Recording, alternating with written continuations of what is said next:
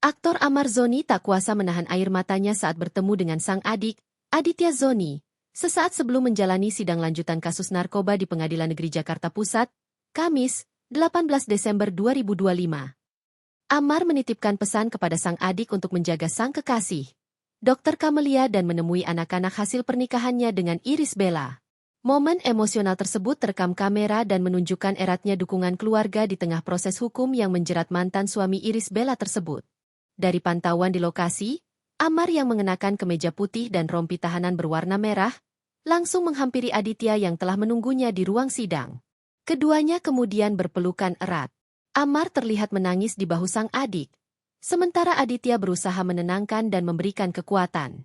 Panji Zoni, adik kedua Amar, juga terlihat hadir untuk mendukung sang kakak.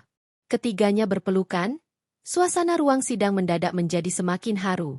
"Bismillah, semangat bang, kita di sini terus," kata Aditya Zoni sambil memegang pundak sang kakak. Mendengar hal itu, Amar Zoni tak bisa membendung air matanya. Sambil terisak, ia menitipkan pesan untuk adik-adiknya. "Tolong lu temuin anak-anak gue," ucapnya disambut anggukan dari Adit dan Panji.